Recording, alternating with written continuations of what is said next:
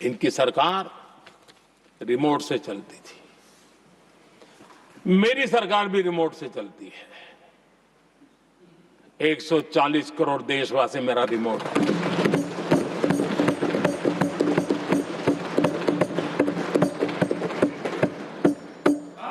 एक 140 करोड़ देशवासियों के सपने, 140 करोड़ देशवासियों की आकांक्षाएं, देश के नौजवानों के संकल्प,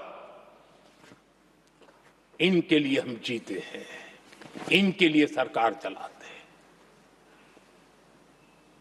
सत्ता हमारे लिए सुख का रास्ता नहीं है, सत्ता हमारे लिए सेवा का माध्यम है।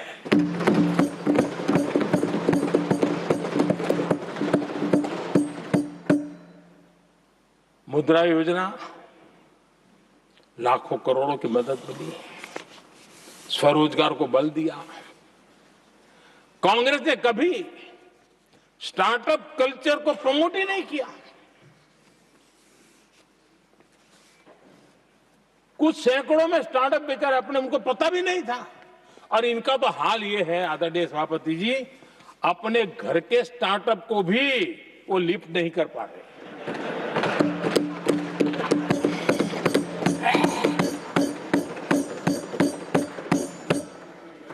और हमारी सरकार में आज 2 लाख से ज्यादा स्टार्टअप है।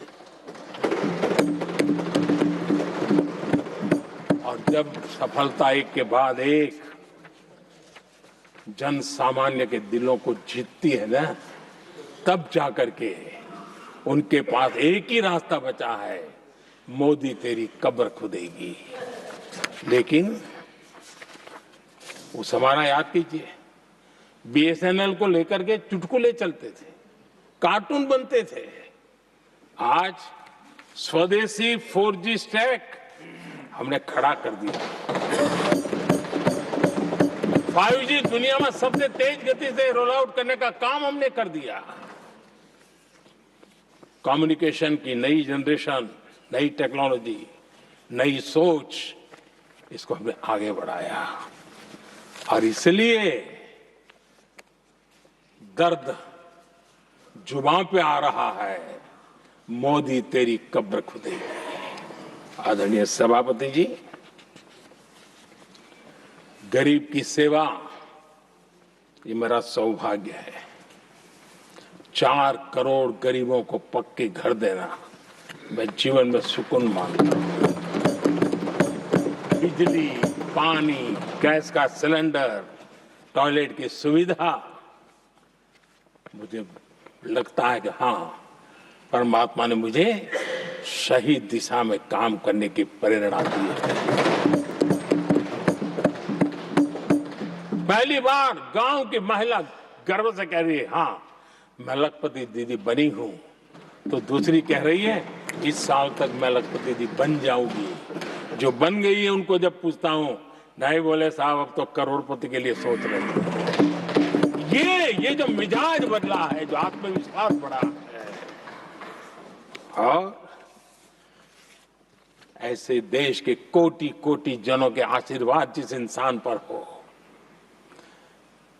कोटि कोटि माताओं बहनों का जिस पर रक्षा कवच हो, नारे कितने ही लगा लो, कब्र तुम नहीं खोद पाओगे। ये देश की शक्ति,